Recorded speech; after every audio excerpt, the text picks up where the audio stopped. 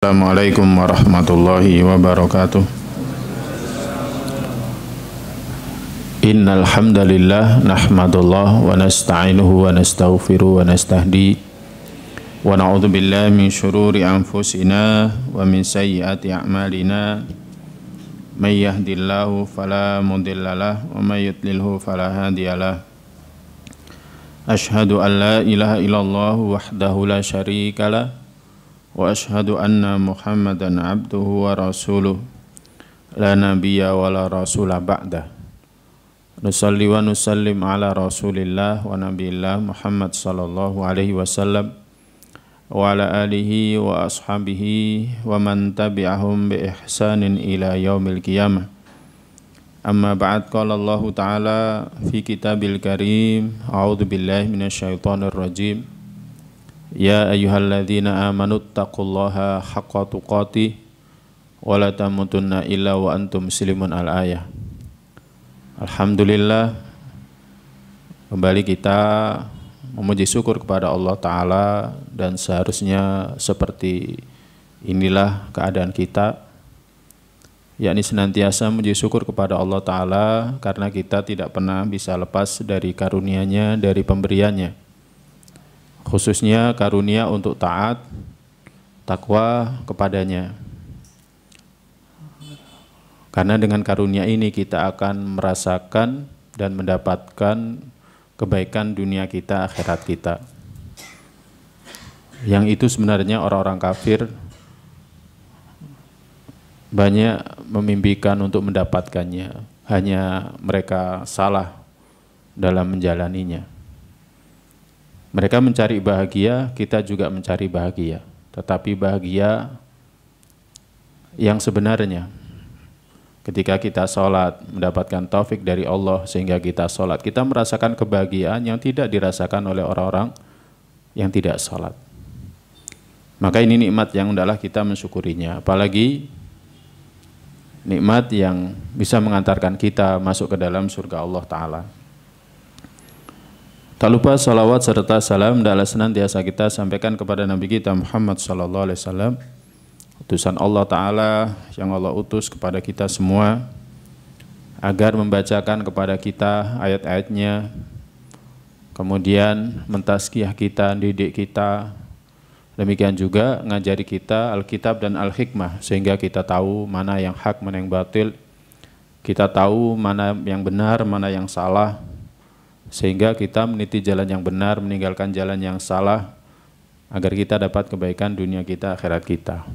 Maka adalah kita senantiasa mengikutinya, agar kelak kita bisa ketemu dengan beliau sallallahu alaihi wasallam di telaganya, juga dikumpulkan di surga yang sama dengan beliau sallallahu alaihi wasallam. Para jamaah yang dirahmati Allah, kita masih membahas muhasabah untuk sabar. Pada pertemuan yang lalu telah kita bahas secara khusus ayat-ayat yang membahas tentang masalah sabar. Sekarang kita akan membahas tentang makna dan hakikatnya.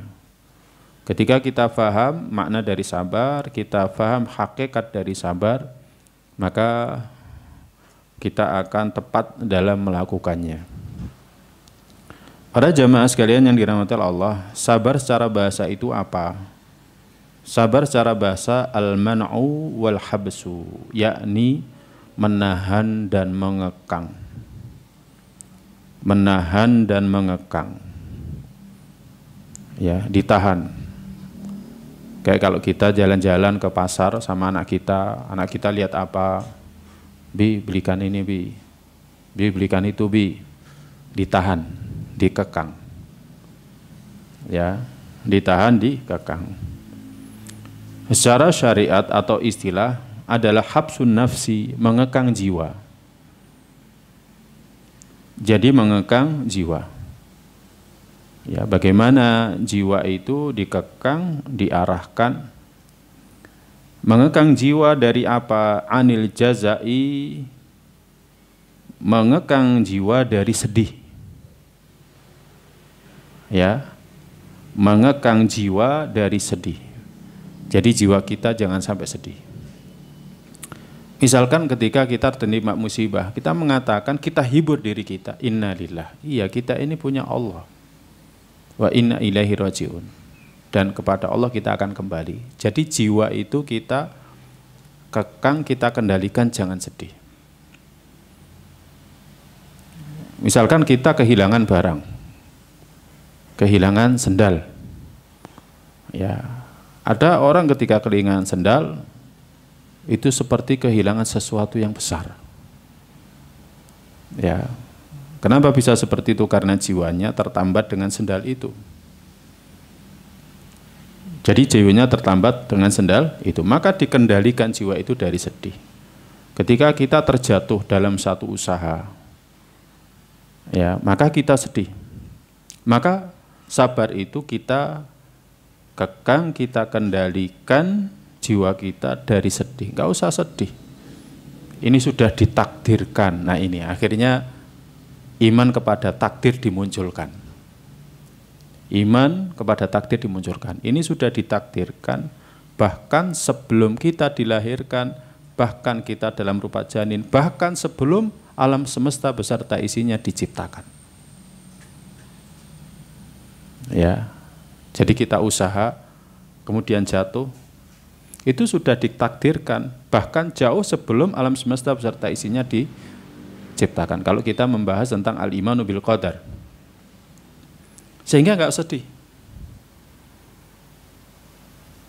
Kemudian kita juga nggak akan sedih karena apa? Dalam kehidupan akhir nanti nggak akan bertanya kepada Allah, ya Allah kenapa engkau menakdirkan saya jatuh dalam usaha saya? Enggak, dalam kehidupan akhir la yus'alu amma yaf'alu wa hum yus'alun. Allah tidak ditanya atas apa yang Allah perbuat, justru kita yang akan ditanya. Ya sudah, terima saja. Nah seperti itu.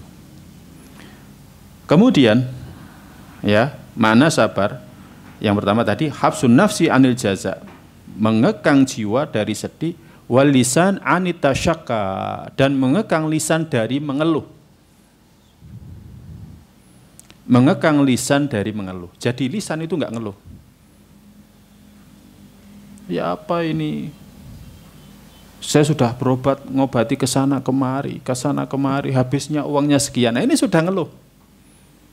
Sabar itu lisannya dikendalikan, jangan mengeluh. Ya, itu para jamaah yang dirahmati Allah. Wal jawarih berikutnya, wal jawarih anil latamil hudud wa syakil juyub, dan menahan anggota tubuh dari apa? Dari meratap. Kalau dalam kitab ini dikatakan meratap itu bentuknya latamal hudud, jadi menempeleng ini jadi pipi. Ya, orang kalau lagi terkena musibah, apalagi musibah kematian, itu sampai memukuli pipi mereka, kemudian menyobek-nyobek saku mereka. Seperti orang meratap, para jamaah kalau pernah lihat bagaimana orang-orang Rafidhah pada tanggal 10 Muharram memperingati kematiannya Husain. Apa yang mereka lakukan? Yaitu mukul-mukul seperti itu adalah meratap. Ya, jadi sabar itu mengekang jiwa kita dari bersedih, ya, kemudian lisan kita dari mengeluh, dan anggota tubuh kita dari meratap dengan memukul-mukul tubuh kita. Nah, kalau seperti ini maka kita akan paham, oh berarti sabar itu adalah kita harus ngekang diri kita. Ya, sebelumnya kita sudah membahas bagaimanakah jiwa itu. Jiwa ada yang pertama mutmainnah, tenang. Tenang itu, jiwa itu kalau diajak ngaji, tenang. Nah ini berarti nafsul mutmainnah. Sholat, tenang. Baca Al-Quran, tenang. Puasa, tenang. Sebaliknya kalau nggak ngaji, sumpek. Ya, nggak hadir sekali saja itu sudah tersiksa. Nggak baca Al-Quran, tersiksa. Ya, nggak sedekah, tersiksa. Nggak puasa, tersiksa. Sholat terlambat, tersiksa. Itu namanya jiwa yang tenang. Nah ini. Nah kalau jiwa yang lawamah, ya senantiasa mencela dirinya. Ya, jadi kita mencela diri kita. Kenapa? Kamu kok bersedih? Wong hanya kehilangan uang 100.000. Ya, coba introspeksi. Gara-gara ini mungkin dosamu. Nah, seperti itu, jadi dia mencela dirinya sendiri. Ya. Nah, sabar itu adalah mengekang, mengendalikan jiwa dari bersedih.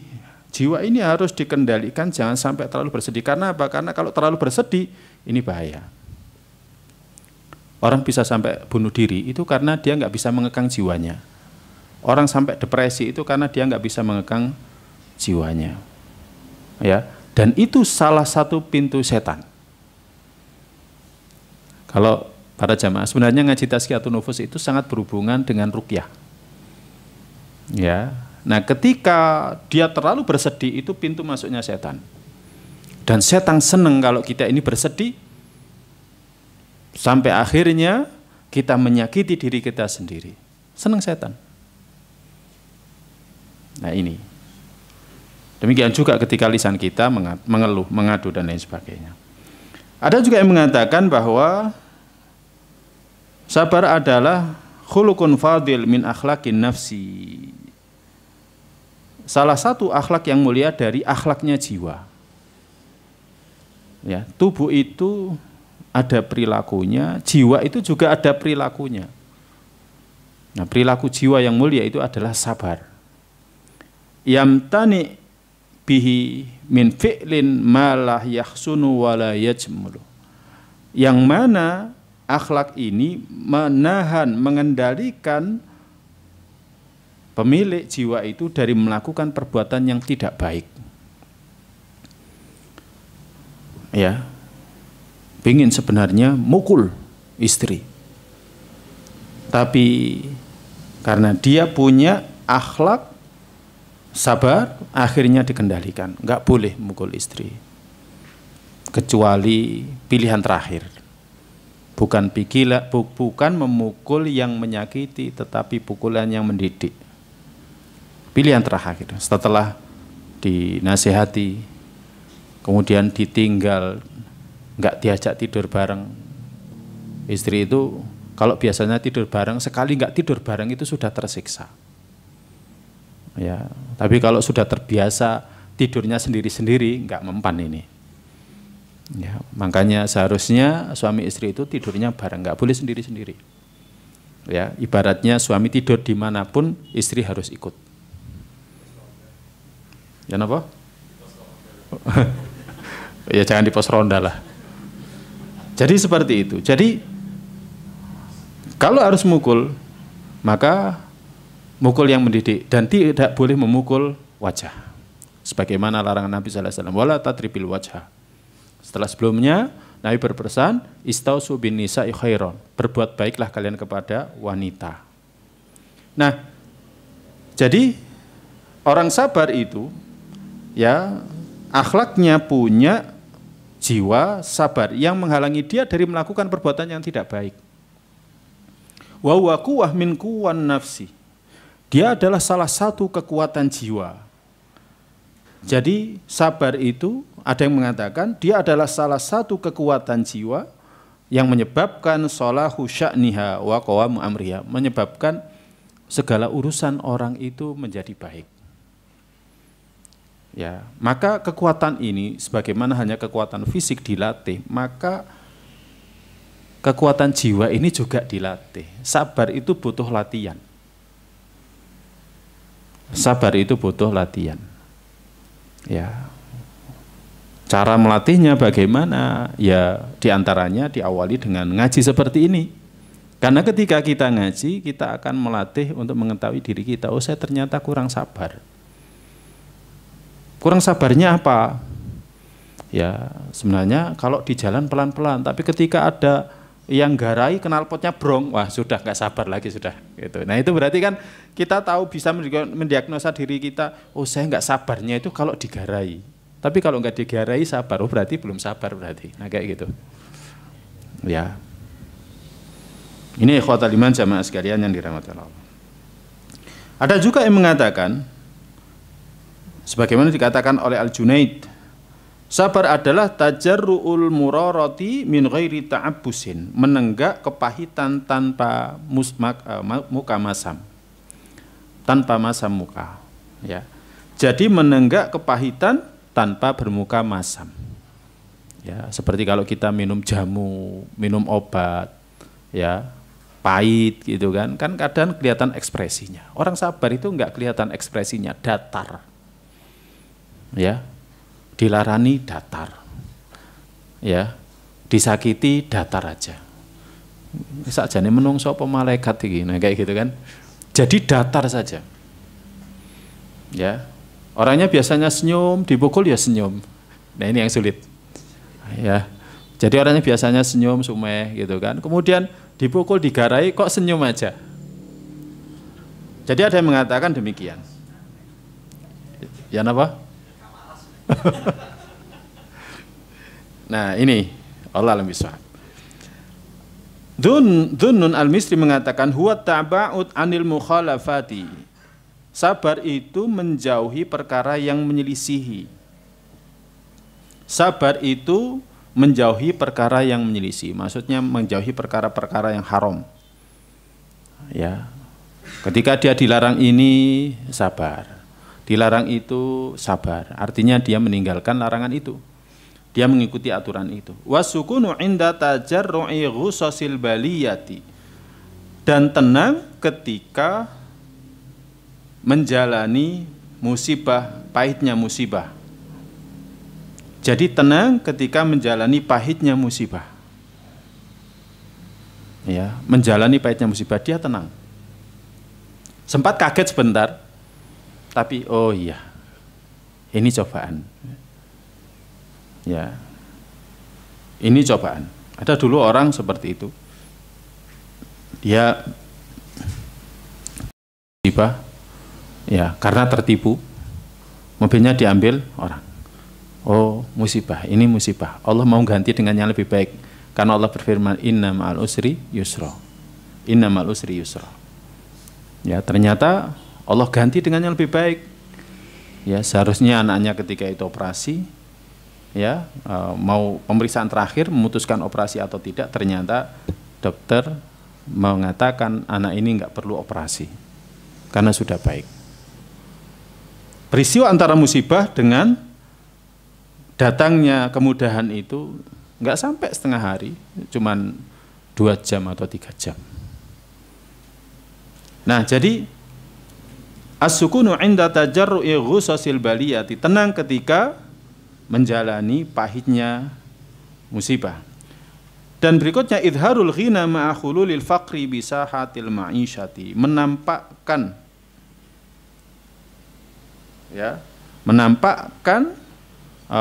kecukupan. Jadi dia merasa cukup walaupun dipenuhi dengan kefakiran dalam kehidupan. Jadi menampakkan kecukupan. Dia orangnya fakir, tapi dia menampakkan kecukupan. Dia tidak minta-minta. Ya, itu adalah orang yang sabar.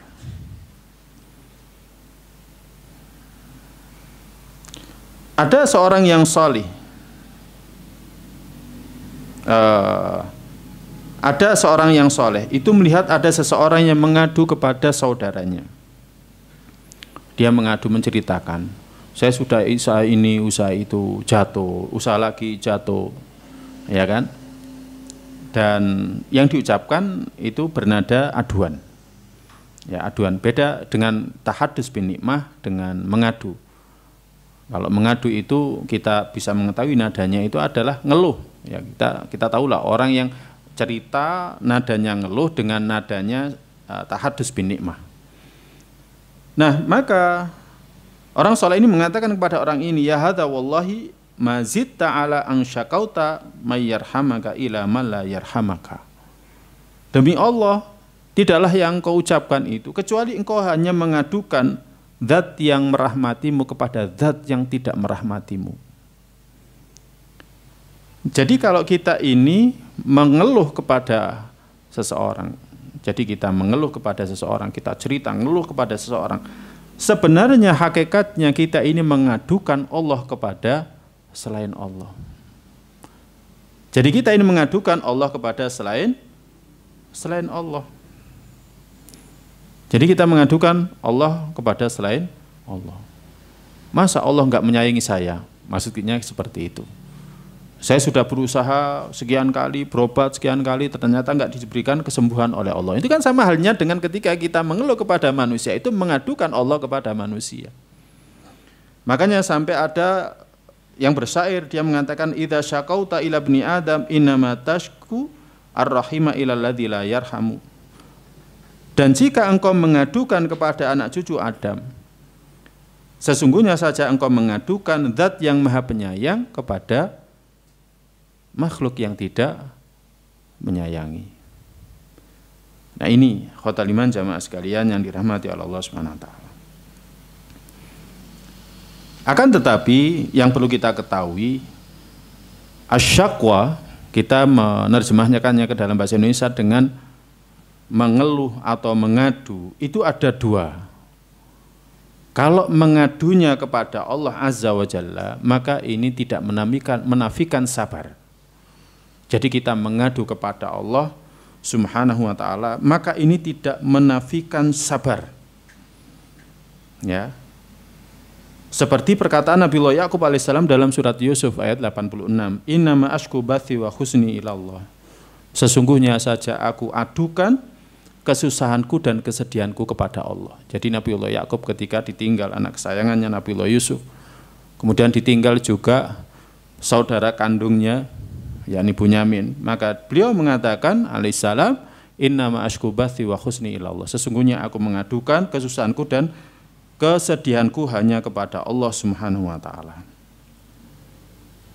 Dan beliau juga mengatakan fasabrun jamil, ya sudah sabar tanpa batas.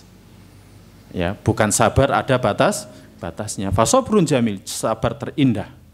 Ya, sabar tanpa batas. Nah, itu kan Nabi, Ustaz.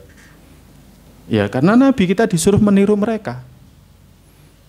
Tidaklah kisahnya para nabi dikisahkan dalam Al-Quran juga dalam As-Sunnah kecuali agar gitu kita meneladani mereka. Nabi SAW juga tidaklah dikisahkan kisah-kisah seperti ini kecuali agar Nabi SAW meneladani mereka. Ya, kecuali Nabi SAW meneladani mereka.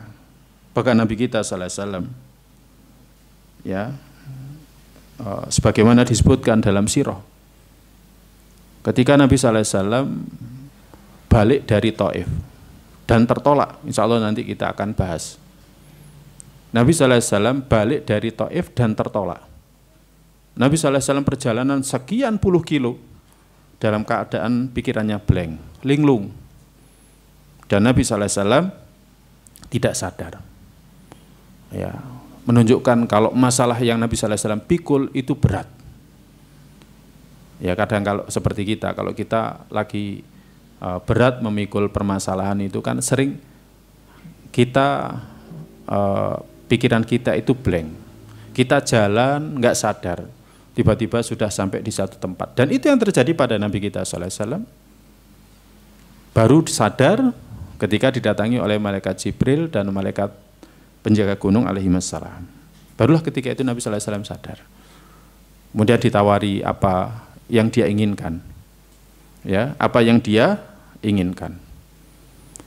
Apakah gunung yang berada di Mekah itu ditimpakan kepada penduduk Mekah? Kalau Nabi SAW inginkan, maka akan dilakukan oleh malaikat penjaga gunung. Tapi Nabi SAW malah berdoa agar Allah memberikan hidayah kepada mereka. Allah memberikan hidayah juga kepada penduduk Taif dan lain sebagainya. Nah, sebelum itu Nabi SAW ketika terusir dari Taif itu berdoa. Ya, di antara doanya, ucapannya, illam yakun bika ghadabun alayya fala ubali walakin afiyatuka hiya ausa'uli. Sekiranya engkau ya Allah tidak murka kepadaku, maka aku tidak peduli, tetapi afiahmu itu yang aku harapkan. Ya, tetapi afiahmu itu yang aku harapkan. Nah, para jamaah sekalian yang dirahmati oleh Allah Subhanahu wa taala, doanya bukan itu. Allahumma asku ilaika du'fa quwwati wa qillata khilati. Ya Allah, aku mengadukan kepada Engkau kelemahan kekuatanku dan sedikitnya amalku, ya, sedikitnya strategiku. Jadi Nabi SAW mengadukan kepada Allah kelemahan kekuatannya. Nggak bisa apa-apa, Nabi SAW nggak bisa apa-apa. Nawarkan dakwah tauhid ke penduduk Mekah, ya kan, Nabi SAW ditolak, bahkan sampai disakiti.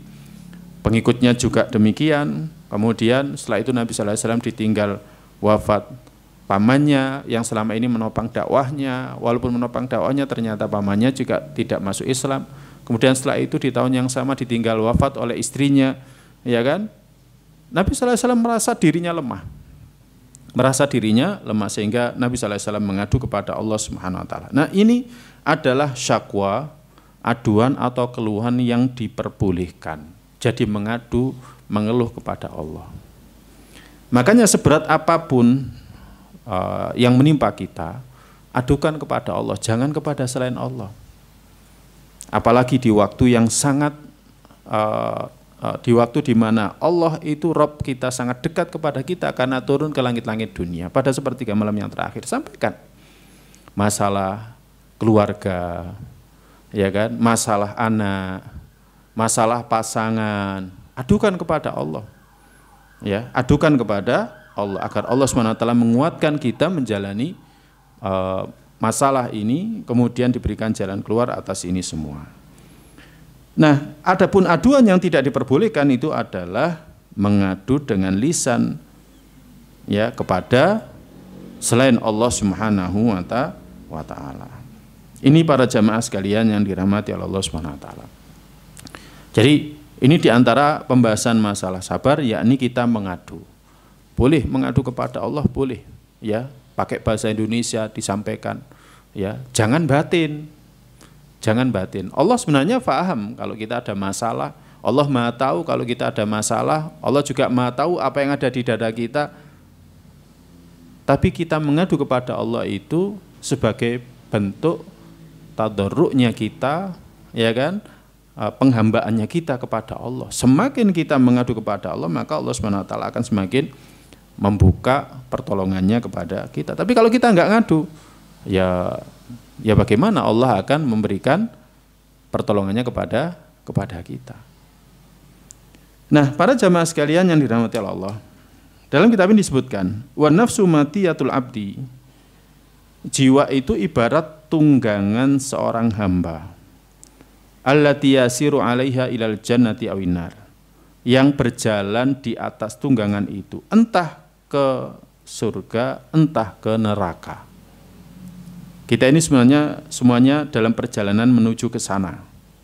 Kita ini sebenarnya dalam perjalanan menuju ke sana. Dan kita tidak bisa menolak, karena memang kita semuanya akan berjalan ke sana. Nanti kita akan dewasa, lanjut usia, punya cucu, setelah itu mati. Nanti di padang mahsyar kita, nanti di alam barzah kita nggak bisa kembali ke dunia, dan tidak bisa disegerakan ke kehidupan akhir, masuk ke dalam surga. Tapi di alam barzah sampai hari kiamat tiba. Baru nanti setelah kiamat, ya kan, manusia nanti akan digiring apakah dia masuk ke neraka ataukah diselamatkan dari neraka masuk ke dalam surga. Nah, jiwa dikatakan oleh Syekh Fahri dalam kitabnya ini Tazkiyatun Nafs, ya. Jiwa itu ibarat tunggangan kita yang kita berjalan entah ke surga atau ke neraka. Dan sabar bimanzilatil khitam wazimam lil matiyah. Sabar itu ibaratnya kekang bagi tunggangan itu. Jadi dia ibaratnya kekang bagi tunggangan itu. Ya. Jadi dia ibarat kekang bagi tunggangan itu. Maka kita mau mengarahkan kemana? Tunggangan ini mau kita arahkan kemana? Ke surgakah ataukah ke nerakakah? Na'udzubillah min dzalika. Makanya kalau kita sering muhasabah, berarti beruntunglah kita. Karena apa? Kita akan berusaha untuk mengarahkan jiwa kita ini ke surga. Ya, mengarahkan jiwa kita ini ke surga, diarahkan sholat berjamaah, nambahi sholat sunnah, ibadah. Kemudian ini diharamkan, maka ditahan, jangan sampai melakukan yang diharamkan. Nah, ini para jamaah sekalian yang dirahmati Allah Subhanahu wa taala. Nah, kalau jiwa kita ini tidak kita kendalikan, tidak kita kekang, dia ibarat kendaraan bagi kita, maka dia akan pergi kemana-mana. Dia akan jalan kemana-mana. Ya dia akan pergi kemana-mana, dia jalan kemana-mana. Lihat arusnya bagaimana. Ya sekarang arusnya jalan-jalan. Sekarang arusnya apa? Ya sekarang arusnya sedekah bumi. Sekarang arusnya sedekah desa dan lain sebagainya. Sudah, jiwa itu akan mengikuti kemanapun. Kalau tidak kita kekang, ya, kalau tidak kita kendalikan. Makanya ada riwayat dari para khotibnya Al-Hajjaj, ya. Mereka mengatakan Al-Hajjaj ini salah satu gubernur, ya, yang berada di Mekah dulunya. Dia mengatakan, salah satu khotibnya ini, iqda'u hadhin nufusa, hentikanlah, kendalikanlah jiwa-jiwa ini, fa innaha tal'ah ila kulli su, karena jiwa itu senantiasa mengajak kepada keburukan. Itu sifat dasarnya. Seperti halnya Nabiullah Yusuf mengatakan, wa ma ubari'un nafsi, aku berlepas diri kepada jiwaku, inna nafsa la ammaratun bisu. Tandanya apa? Tandanya kalau sholat malas. Memang sifat dasarnya jiwa seperti itu, sholat malas. Ya, kemudian apalagi jamaah malas. Ya, puasa malas, apalagi panas-panas seperti saat ini, ya kan? Malas. Ya, baca Al-Qur'an malas. Ya, berat. Nah, maka hentikanlah jiwa itu, kendalikanlah jiwa itu. Fa inha tala'ah ila kulli su, karena dia senantiasa mengarah kepada setiap keburukan. Maka farahimallahu ra'an ja'ala li nafsi khitaman, maka semoga Allah merahmati seseorang yang menjadikan bagi jiwanya itu kekang, zimaman, kendali. Faqadaha bi khitamiha, maka dia kendalikan dengan kekangnya itu, dia pimpin dengan kekangnya itu ila taatillah, kepada ketaatan kepada Allah. Beruntung orang itu kalau mengendalikan, dia punya kendali terhadap jiwanya untuk diarahkan kepada ketaatan kepada Allah. Hari Jumat pertama dan kedua dan ketiga, saya nggak mau urusan yang lain-lainnya, saya pengen ngaji. Nah seperti itu. Jadi dikendalikan. Pak ada janji, saya bisa nggak hari ini Jumat pertama, Jumat ketiga pengen gini, atau hari Sabtu pagi, atau hari Ahad pagi. Oh enggak, saya ada janji, saya ada ngaji. Jadi harus dikendalikan. Jadi faqadaha bi khitamiha. Jadi jiwa itu harus diarahkan dengan kekangnya ila taatillah, kepada ketaatan kepada Allah. Wa sarafa wa bi zimamiha an ma'asillah. Kemudian dipalingkan dengan kekangnya, kendalinya dari maksiat. Ya. Jadi mengendalikan dengan kekangnya dari maksiat. Oh ini tidak boleh, ini tidak boleh, ini tidak boleh. Ya. Jadi seperti itu, dikendalikan dari maksiat. Kemudian dia mengatakan fa inna sabra an maharimillah aisaru minas sabri ala adabi, karena sabar meninggalkan yang diharamkan oleh Allah itu lebih ringan daripada sabar menjalani siksanya. Kita kalau mengimani bahwa siksa kubur itu berat, apalagi siksa neraka, siksa yang di luar nalar. Karena Allah berfirman, fayauma idzil la yu'adzibu adzabahu ahad. Pada hari itu tidak ada yang bisa menyiksa seperti siksa Allah. Maka kalau kita mengimani ini, maka sabar menjauhi larangan Allah itu lebih ringan daripada sabar menjalani siksa Allah. Penghuni neraka itu ya sabar, mereka sabar. Bagaimana enggak sabar? Mereka sabarnya lebih sabar dari kita. Hanya saja sabar mereka itu sabar dalam menjalani siksa. Sedangkan kita berusaha untuk sabar menjauhi larangan Allah. Kita mau milih yang mana? Sabar di dunia ataukah sabar dalam kehidupan neraka? Kalau orang beriman mengimani ada siksa neraka, siksa yang di luar nalar, tidak bisa dijangkau oleh nalar kita, logika kita. Siksanya sangat pedih, maka kita akan lebih milih sabar dalam kehidupan dunia daripada sabar dalam kehidupan neraka. Ini para jamaah sekalian yang dirahmati oleh Allah Subhanahu wa taala. Makanya jiwa itu aslinya punya dua kekuatan. Kekuatan untuk melakukan dan kekuatan untuk menahan. Jadi jiwa itu sebenarnya punya dua kekuatan, kekuatan untuk melakukan dan kekuatan untuk menahan. Maka hakikat sabar adalah menjadikan kekuatan untuk melakukan masrufatun ila ma yang fauhu. Kekuatan untuk melakukan diarahkan kepada melakukan yang bermanfaat untuk dia dalam kehidupan akhir dia. Beli nasi goreng ketika hujan malam-malam nikmat. Nggak mungkin orang keluar dari rumahnya ada tuk tuk tuk tuk tuk.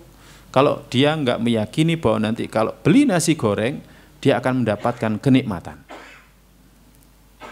Kalau dia meyakini bahwa sholat isya berjamaah, ya itu seperti sholat separuh malam, maka walaupun hujan, dia akan berusaha untuk mendatangi jamaah. Jadi kekuatan untuk melakukan pada jiwanya itu diarahkan. Mosok tuku sego goreng, udan-udan isok sholat jamaah isya kok tidak bisa. Nah seperti itu. Sholat jamaah subuh sholat jamaah subuh, ya kan? Sama seperti sholat semalam suntuk. Bahkan lebih baik ya kalau sekiranya seseorang mengetahui keutamaan yang ada di balik sholat jamaah subuh, maka la atau huma walau habwan akan mendatangi walaupun merangkak. Nggak ada ceritanya orang mau mendapatkan sesuatu sambil berangkang, itu enggak ada. Misalkan rumah kita sebelah sana, di Mushola Al-Ghafar ini ada bagi-bagi mobil bermerek mewah gitu kan. Ada hadiah yang mau datang ke mushola ini dikasih mobil mewah, tapi syaratnya berangkang dari rumah ke tempat ini. Kira-kira dijalani apa enggak? Teman? Iya. Tahu nggak kita fadilah daripada sholat subuh? Ya, sholat sunnah 2 rakaat qobliyah subuh atau sholat sunnah fajar, rakaat subhi khairum minad dunya wa ma fiha. Lebih baik dari dunia beserta isinya. Berarti lebih baik daripada mobil mewah itu, lebih baik daripada istana-istana itu. Nah, kalau sholat sunnahnya saja lebih baik dari dunia beserta isinya, apalagi sholat subuhnya. Nah, kalau kita mengimani ini, maka kita akan mendatangi salat subuh berjamaah walaupun dengan berangkang. Nah, sabar itu ya, quwwatul iqdam masrufa ila ma yang fa'uhu. Jadi, kekuatan untuk melakukan diarahkan kepada yang bermanfaat untuk dia, kehidupan dunianya dan akhirnya, kehidupan akhirat dia. Ya.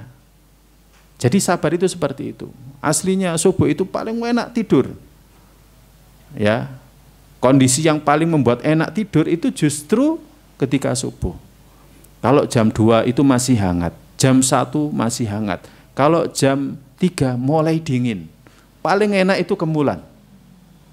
Justru disitulah letak ujian itu. Dan disitulah letak sabar.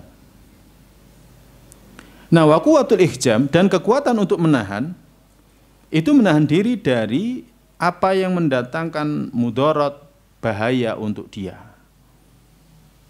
Ya, sabar mengendalikan diri dari yang mendatangkan mudarat untuk dia.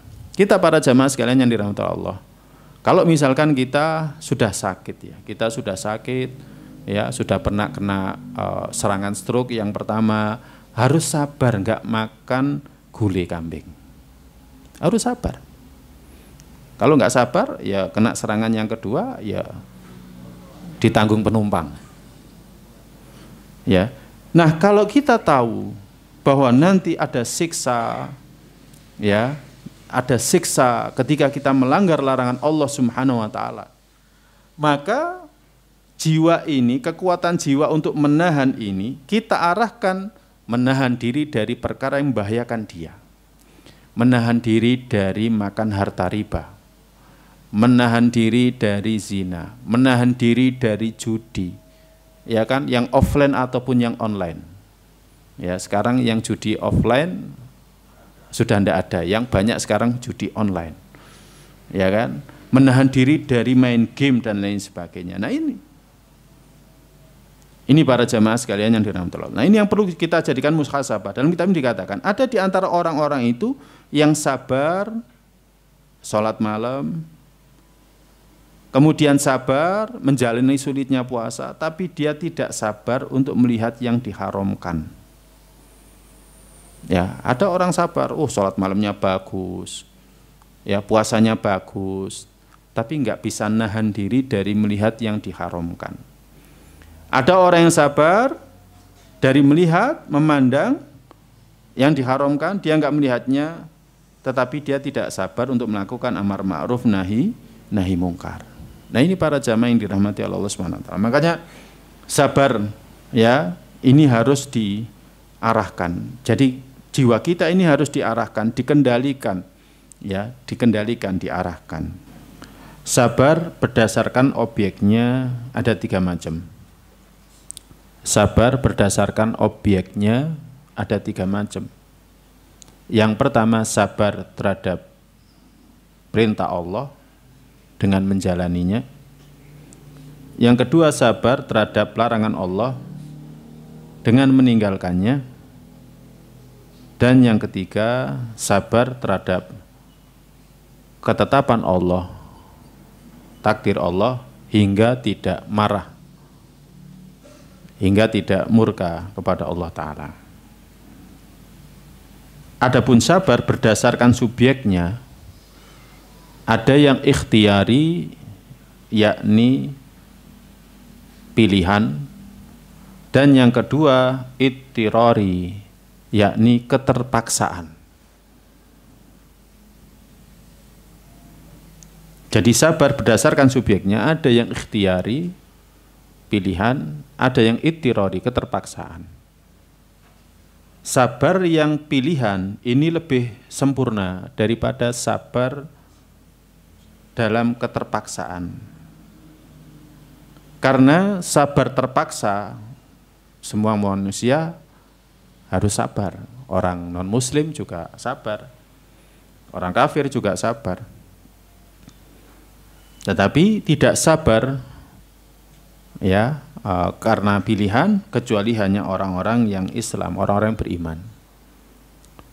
Sabarnya Nabiullah Yusuf alaihissalam ketika tidak menaati ajakan istri gubernur Mesir, itu lebih sempurna daripada sabarnya dia ketika dilemparkan ke dalam sumur. Jadi ketika Nabiullah Yusuf alaihissalam dilemparkan oleh saudara-saudaranya, kakak-kakaknya, sebapak di dalam sumur, Nabiullah Yusuf sabar. Tapi kesabaran Nabiullah Yusuf alaihissalam dalam menolak ajakan istri daripada gubernur Mesir itu jauh lebih sempurna, lebih berat jika dibandingkan dengan sabarnya Nabiullah Yusuf ketika dilemparkan ke dalam sumur. Nah, ini menunjukkan bahwa sabar ikhtiyari, pilihan itu lebih sempurna, lebih berat jika dibandingkan dengan ittirari. Nah, para jamaah sekalian yang dirahmati Allah, saya bacakan singkatnya. Kita ini senantiasa butuh sabar di setiap keadaan kita. Karena kita tidak pernah bisa keluar dari perintah Allah untuk kita kerjakan, kita tidak bisa keluar dari larangan Allah untuk kita tinggalkan, dan kita juga tidak bisa keluar dari ketetapan Allah untuk kita jalani. Termasuk sabar ketika Allah menetapkan kita mendapatkan nikmat. Ya. Jadi mendapatkan nikmat ini juga sangat butuh sabar. Ini sangat butuh sabar. Kita dalam kehidupan dunia mesti mendapatkan 2 hal. Yang pertama yang kita senangi dan yang tidak kita senangi. Yang kita senangi butuh sabar. Tapi sabarnya jauh lebih berat. Kita diberikan sehat itu perlu sabar. Kita diberikan kedudukan itu perlu sabar. Kita diberikan kemuliaan itu perlu sabar. Dan beratnya sabar menghadapi nikmat itu lebih berat daripada sabar mendapatkan musibah. Ya, kalau seseorang mendapatkan musibah, ya mesti dia harus sabar. Tapi ketika dia mendapatkan nikmat, dia butuh lebih banyak sabarnya. Dia lebih butuh banyak sabarnya. Kenapa? Yang pertama, agar tidak tertipu. Ya, kita seringkali tertipu. Masalah ketika sehat saja kita sering sekali tertipu. Nabi sallallahu alaihi wasallam sendiri pernah bersabda, nikmatani maghbunun fihi ma katsirun minan nas. Ada dua nikmat yang kebanyakan manusia itu tertipu. As-sihhatu wal faragh. Yang pertama kesehatan, yang kedua adalah kesempatan. Banyak manusia tertipu. Makanya ketika kita diberikan sehat itu kita jangan sampai tertipu. Gunakan sehat untuk sholat jamaah, gunakan sehat untuk bekerja mencari nafkah, nafkah disedekahkan kepada istri dan anak-anaknya. Kelebihannya, ya kan, di jalan Allah SWT. Jadi seperti itu. Yang kedua, kenapa orang ketika diberikan nikmat itu butuh lebih banyak sabar? Karena apa? Alla yanhamika fi nailiha. Jangan sampai asyik mencarinya. Kadang orang dia sehat, wah saya sehat, saya harus menjaga kesehatan saya. Akhirnya olahraganya kuat, bagus, ya, jalan-jalannya bagus, ya kan, sepedaannya bagus. Pokoknya makanannya juga senantiasa ditata ini. Tapi seringkali kita ini asyik untuk mendapatkan ini, semangat mendapatkan ini, tapi akhirnya lupa bahwa tujuan kita hidup dalam kehidupan dunia adalah untuk ibadah. Jalan jauh bisa, tapi jalan berangkat ke masjid tidak bisa. Sholat jamaah tidak bisa. Nah, ini menunjukkan bahwa orang ketika diberikan nikmat itu butuh sabar lebih banyak. Kemudian yang berikutnya, sabar dalam menunaikan hak Allah Subhanahu wa taala. Ya, ketika kita diberikan nikmat ini sabar untuk menunaikan hak Allah. Ketika kita diberikan nikmat, tunaikan hak Allah, diberikan harta. Harta itu sampai nisabnya. Ya kan? Zakati. Ya kan? Sedekah. Lihat orang fakir miskin di sekitar kita ini. Makanya orang diberikan nikmat itu sebenarnya butuh lebih banyak sabar jika dibandingkan dengan orang yang tidak mendapatkan nikmat. Dan yang keempat, ya, sabar jangan sampai menggunakannya untuk sesuatu yang diharamkan oleh Allah Ta'ala. Makanya salafus saleh terdahulu mengatakan, al-bala yasbir alaihil mu'min wal kafir. Bala itu orang mukmin kafir sabar, wala yasbiru 'alal 'afiyah illa siddiqun. Tidak ada yang sabar dalam kondisi afiyah kecuali siddiqun. Ya, kecuali siddiqun, orang-orang beriman. Kalau dikasih bala, lihat saja orang yang sakit di rumah sakit. Kan yang sakit ada orang muslim, ada non muslim, ada orang yang soleh, ada yang penjahat. Mereka harus sabar. Ya, bagaimana enggak sabar? Mereka sudah sakit kok. Tapi tidak ada yang sabar ketika diberikan afiah sejahtera, ketika diberikan kesehatan, diberikan nikmat, kecuali hanya siddiqun. Sehingga dia enggak tertipu. Oh, mumpung saya masih dikasih sehat, saya tak sering datang ke masjid. Nanti akan datang masa di mana saya akan kesulitan datang ke masjid. Mumpung waktu itu belum datang, saya harus membiasakan diri datang ke masjid. Nah, seperti itu. Tidak ada yang mengatakan seperti itu kecuali siddiqun. Abdurrahman bin Auf radhiyallahu anhu mengatakan, ibtalaina bid-dharra fa sabarna wa ibtalaina bis-sarra falam nasbir. Abdurrahman bin Auf, sahabat yang cerdas, ya, ahli dagang. Ya, modal dia ketika hijrah dari Mekah ke Madinah, dia hanya mengatakan, tunjukkan saya mana pasar Madinah. Dia nggak bawa apa-apa. Sampai akhirnya dia bisa menjadi kaya ketika dia berada di Madinah. Padahal nggak ada modal sama sekali. Karena apa? Hartanya ditinggal semuanya di Mekah untuk menyelamatkan dirinya, agama dia. Hartanya dijarah. Dia mengatakan apa? Ibtalaina bid-dharra fa sabarna. Kami diuji dengan kesulitan. Kami sabar. Wabtalaina bis-sarra falam nasbir. Tapi kami diuji dengan kesenangan, kebahagiaan, kelapangan, tapi kami tidak sabar. Makanya Allah berfirman dalam surat Al-Munafikun ayat 9, mengingatkan jangan sampai kita terkena fitnah harta, pasangan dan anak-anak. Allah berfirman, ya ayyuhalladzina amanu la tulhikum amwalukum wala auladukum an dzikrillah. Wahai orang yang beriman, jangan sampai harta-harta kalian, anak-anak kalian melalaikan kalian dari mengingat Allah. Diingatkan oleh Allah. Ya, ini menunjukkan bahwa sabar diberikan afiyah itu lebih berat daripada sabar ketika diberikan bala. Ya, ketika sabar diberikan bala. Nah, ini para jamaah sekalian yang dirahmati oleh Allah Subhanahu wa taala. Allah bisawab. Mungkin ada yang mau ditanyakan dari yang sudah kita sampaikan, yakni berkenaan dengan makna dan hakikat sabar. Mungkin pada pertemuan yang akan datang kita akan belajar dari kisah kesabarannya orang-orang terdahulu. Karena biasanya muhasabah itu akan ringan ketika kita melihat contohnya. Muhasabah itu akan gampang ketika kita melihat contohnya. Ada contohnya.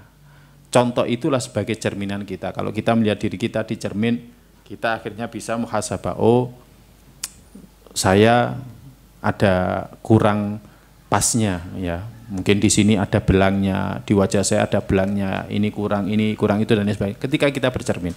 Tapi ketika kita bercermin untuk jiwa kita, maka kita tidak mungkin bercermin kecuali dari orang-orang yang lainnya, orang-orang soleh yang lainnya. Makanya pentingnya juga kita membahas tentang kesabaran orang-orang soleh agar kita bisa bercermin kepada mereka. Allah alam bisawab. Mungkin ini yang bisa kita kaji pada pertemuan kali ini.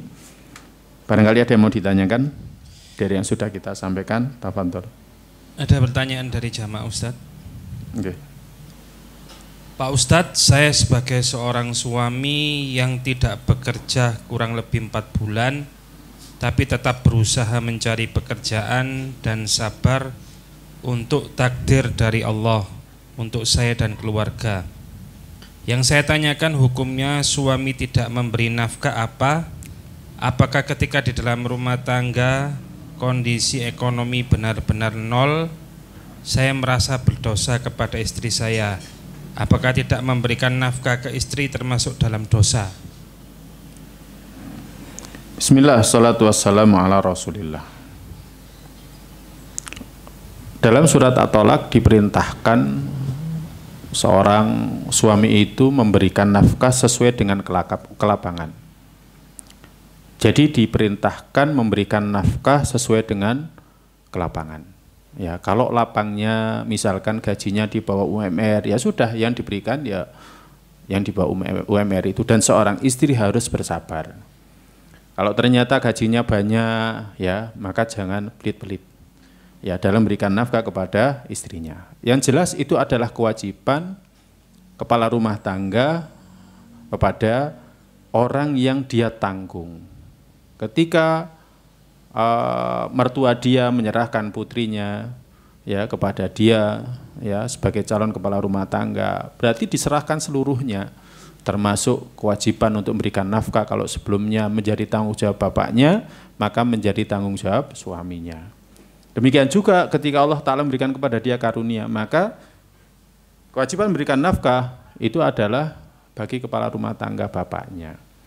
Jadi para jamaah sekalian yang dirahmati Allah, itu adalah kewajiban. Namanya kewajiban ya harus ditunaikan, dan Allah tidak membebani seseorang kecuali sesuai dengan kemampuan. La yukallifullahu nafsan illa wus'aha.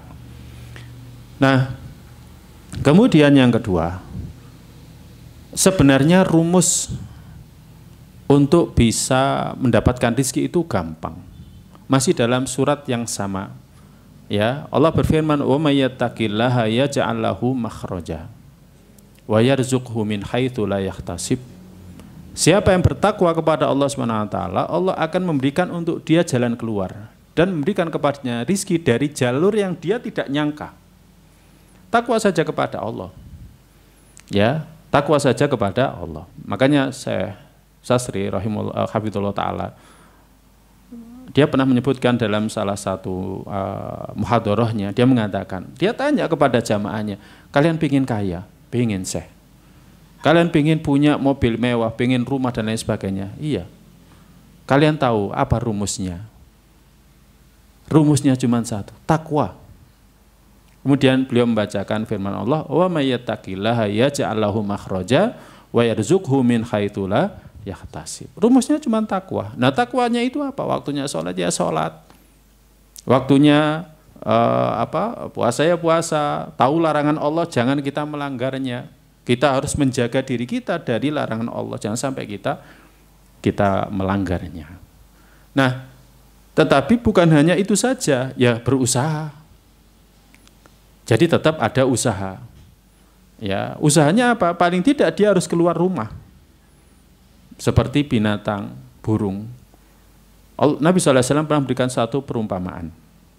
Ya, Nabi SAW pernah bersabda, "Lau tatawakkaluna, ya, lau tatawakkaluna, la yarzuqukum kama yarzuqut thair, ta'tu khimasa wa taruhu bitona." Kama qol.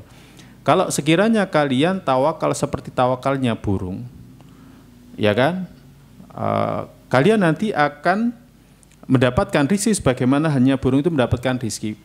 Pagi berangkat dalam keadaan perutnya kosong, pulang sore hari dalam keadaan perutnya sudah terisi. Ya, jadi seperti itu. Jadi selain daripada takwa juga harus tawakal. Masa burung saja diberikan rizki oleh Allah, kenapa saya kok tidak diberikan rizki?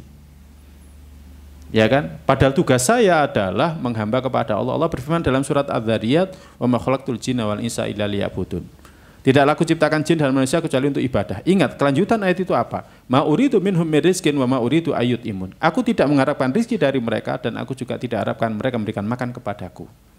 Innallaha war-razzaqu dzul quwwatil matin. Allah lah, dialah zat yang memberikan rezeki dan memiliki kekuatan yang sangat kuat. Artinya apa? Untuk tugas kita beribadah, Allah sudah siapkan rezeki, tinggal kita cari. Makanya harus keluar. Kalau hanya takwa saja kepada Allah, ya kan, kemudian diam di masjid, diam di rumah, ya nggak dapat rezeki, keluar. Ya kan? Seperti tadi Abdurrahman bin Auf, tunjukkan saya pasar. Saya ternyata baru tahu, orang di pasar itu kalau ditanya, "Pak, enten barang ini." "Oh, saya tak cukup no." Tiba ngambil ke rumah, ke tokonya orang lain. Temannya, "Saya ono barang iki yo, tak boleh." Gitu ternyata. Mungkin Abdurrahman bin Auf juga sama seperti itu. Ini para jamaah sekalian yang dirahmati Allah Subhanahu wa taala. Jadi tidak cukup hanya bertakwa saja, tetapi juga harus tawakal diiringi dengan ikhtiar. Kemudian yang ketiga yang ingin saya ingatkan, ya, kita tidaklah memberi, pasti Allah akan memberikan balik apa yang kita berikan. Ketika kita memberikan nafkah kita kepada istri kita, maka rezeki kita pasti akan ditambah oleh Allah. Ketika kita memberikan nafkah kepada anak-anak kita, maka rezeki kita pasti akan ditambah oleh Allah. Ini kadang yang masih kurang pada diri kita sebagai seorang laki-laki. Kalau kita memberi, berarti harta kita berkurang. Seolah-olah kita tidak beriman kepada sabda Nabi sallallahu alaihi wasallam. Ma naqasat malun min shadaqatin. Tidak akan berkurang harta dari yang dikeluarkan untuk sedekah. Enggak akan berkurang. Kadang kita enggak percaya. Ya, makanya akhirnya kita agak menahan pemberian kita kepada anak istri kita. Padahal kalau kita berikan kepada anak istri kita, justru harta itu nanti akan bertambah. Yang wajib kepada anak istri kita. Kadang kita punya pikiran gini, "Oh, istri saya sudah punya penghasilan." Ya kan? Akhirnya apa? Dia menggantungkan kepada istrinya dan dia tidak memberikan nafkah kepada istrinya. Makanya harta dia seret. Tapi kalau dia dapat berapapun diberikan kepada istrinya, diberikan kepada anaknya, pasti hartanya akan bertambah. Ya, semakin sering kita memberi, pasti akan banyak yang kembali. Makanya ada ungkapan di kalangan orang-orang Arab. Kenapa orang-orang Arab itu kok suka sekali memberi? Kalau ada tamu, mereka betul-betul memuliakan. Ini yang pernah menyampaikan kepada saya, ya, Syekh Yusuf Usman, Ustadz Yusuf Usman Baisa. Ya, dia mengatakan seperti ini. Orang Arab itu punya keyakinan semakin kuat kita melempar, akan semakin kuat yang kembali. Artinya berapa yang kita berikan kepada anak istri kita, pasti yang kembali kepada kita jauh lebih banyak lagi. Nah, ini yang harus kita tumbuhkan pada diri kita. Allah a'lam bishawab. Mungkin itu. Masih ada pertanyaan Ustadz, apa masih diizinkan? Nggih, monggo. Sungguh ajaib akhlak bersabar. Terus kapan kita boleh membalas atau melawan? Bagaimana cara memilih membalas atau melawan yang paling banyak manfaatnya? Membalas bagaimana? Membalas atau melawan yang paling banyak manfaatnya. Mungkin belum jelas ya. Saya belum jelas pertanyaannya. Mungkin yang dimaksud itu membalas kalau misalkan kita dizalimi. Para jamaah sekalian yang dirahmati Allah, ya kaitannya dengan masalah sabar ya. Ketika kita tertimpa musibah, ya musibah itu ada yang kita tidak bisa mengelak, ya seperti musibah yang datangnya dari Allah Subhanahu wa taala, maka kita tidak bisa mengelak. Ini butuh sabar. Ya, seperti sakit, seperti mati. Ya kan? Demikian juga sabar musibah yang datangnya dari manusia, seperti kita dicela, kita dipukul. Ya kan? Maka ini juga butuh sabar. Ya, ini butuh sabar. Hanya saja bukan berarti butuh sabar kita ketika dipukul ya diam saja, malah diberikan pukulan lagi. Aku pengen nguji kesabaranku, ya ndak. Ya, misalkan sebagai seorang istri dizalimi sama suami, wis mas dolimono aku mas, aku tak coba sabar mana gitu. Misalkan gitu, ya ndak. Ya ndak. Karena Nabi sallallahu alaihi wasallam bersabda, ya kan? Unsur akhaka dzaliman aw madluman. Bantulah saudaramu yang dolim atau yang terdolimi. Maka para sahabat bertanya, wahai Rasulullah, kalau menolong orang yang terdolimi, kita tahu bagaimana menolong orang yang berbuat dolim. Maka Nabi SAW mengatakan, kufa an dzulmi aikama qol. Jadi tahan dari perbuatan dolim dia. Bagaimana dia tidak berbuat dolim. Nah, jadi sabarnya di sini itu adalah ya dengan kita menahan dari kedoliman dia. Ya, seorang istri misalkan didolimi sama suami, ya kan, bisa misalkan sampaikan kepada suami secara langsung. Ya, kalau misalkan tidak bisa, maka kepada mertuanya misalkan. Kalau tidak bisa, ya kan, bisa diangkat ke hakim. Jadi dalam kondisi seperti ini bisa diangkat ke hakim. Ya, nah ini para jamaah sekalian yang dirahmati Allah Subhanahu wa taala. Jadi ketika ada kondisi seperti ini, maka sabarnya itu adalah ya dengan kita termasuk menerima ya perlakuan yang buruk, kemudian kita juga berusaha menuju kepada takdir yang lain, karena kita tidak tahu ketika kita menahan dari gangguan dia, apakah kita mendapatkan takdir yang lain di mana kita lepas dari gangguan dia. Tapi yang jelas seperti itu kondisinya. Wallahu a'lam bishawab. Mungkin itu sudah cukup. Ada satu lagi Ustaz. Okay. Tapi kalau terlalu malam mungkin tidak usah Ustaz. Ya terserah panitianya. Sedikit sudah pertanyaannya Ustaz. Mungkin singkat mawon. Bagaimana dengan kalau penghasilan gaji yang saya terima tiap bulan saya serahkan kepada istri? Ini baik atau tidak? Ya, sangat baik sekali. Sangat baik sekali. Akhirnya kelemahannya nanti kalau ada apa-apa minta istri. Sebenarnya tidak demikian. Tidak demikian. Tidak semua gaji suami itu diberikan kepada istri. Tidak semua, ya. Jadi tidak semua. Kalau kita lihat ayatnya, Allah berfirman, ar-rijalu qawwamun 'alan nisa bima faddalallahu ba'dahum 'ala ba'din wa bima anfaqu min amwalihim. Laki-laki itu pemimpin ya atas wanita dengan apa yang Allah utamakan sebagian atas sebagian yang lain, dan atas apa yang mereka infakkan dari sebagian harta mereka, min amwalihim. Min itu adalah ditabid sebagian, bukan seluruhnya.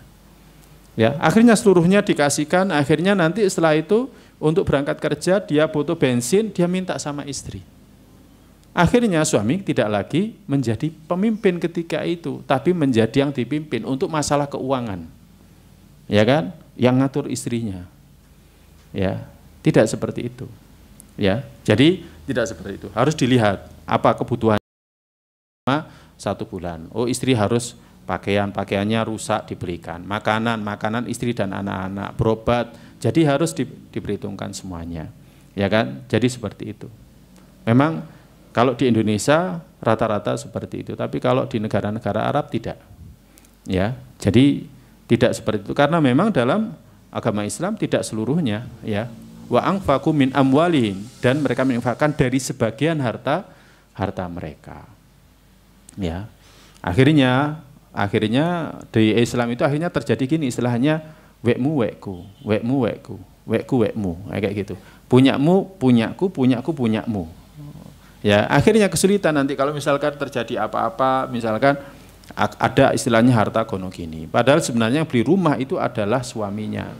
Atau nanti masalah waris, kesulitan menghitungnya.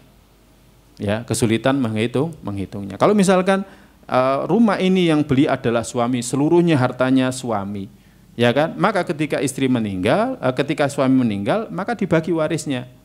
Ibunya nanti ikut anaknya yang laki-laki. Ya kan, semuanya dibagi. Ibunya juga dapat bagian.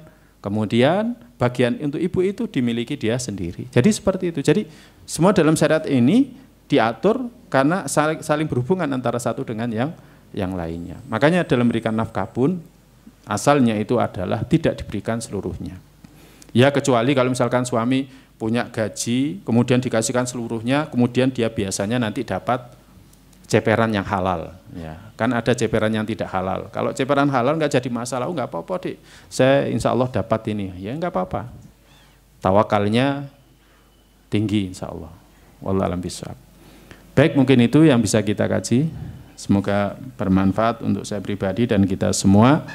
Semoga Allah Ta'ala memberikan kepada kita sabar agar kita senantiasa berjalan di atas jalan Allah Ta'ala, mendapatkan kebaikan, kebahagiaan dunia kita, akhirat kita.